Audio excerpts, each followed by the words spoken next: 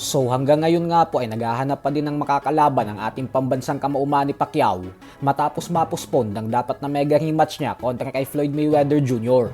Kung saan ayon mismo sa CEO ng Emperor Promotions na si Josh Matur ay exhibition fight lang daw muna ang habol nilang gawin ni Pacquiao bago magtapos ang taon na ito.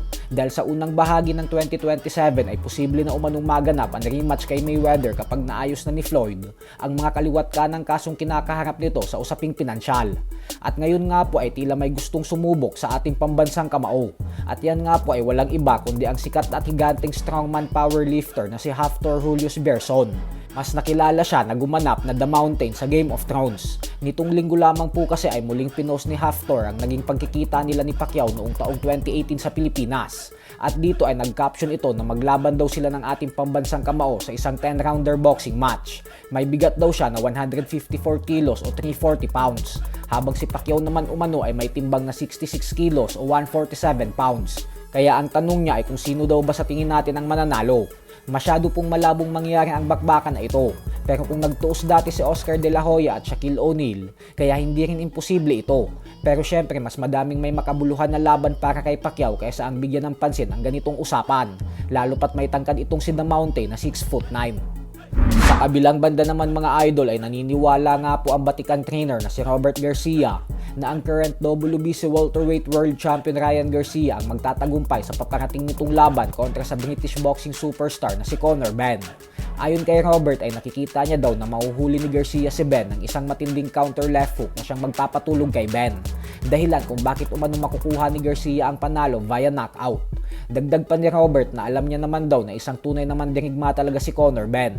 Pero tandaan umano natin na matagal nang hindi ito lumalaban sa 147-pound welterweight division. Kaya naman tiyak umano na sa pagkuha pa lang ng timbang ay ubos na agad ang lakas ni Benn. Tapos dahil mapipiga ito ng husto kaya babagal ito at manghihina. At dyan daw ito magiging madali para kay Garcia na makatama ng pamatay na knockout punch. Lalo pat sobrang bilis daw ng kamao ni Garcia. Samantala, naglabas naman nga po ng reaksyon si Timothy Bradley Jr. patungkol sa masaklap na pagkatalong nalasap ni Errol Spence Jr. sa kamay ni Tim Tszyu. At dito po ay naging prangka si Bradley kay Spence kahit gusto niya pa talaga itong manalo. I'm not gonna lie to y'all, man. There was times when I was watching that shit, I felt like jumping through the TV and helping Spence. Felt like helping his ass last night, man. Any of y'all felt that way? Shit. Damn, Spence body betrayed his ass last night.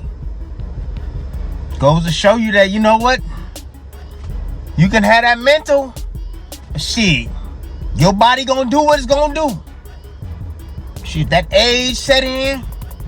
Ooh, damn, man. I don't know who looked worse, Mike Tyson or Earl last night, man. Damn.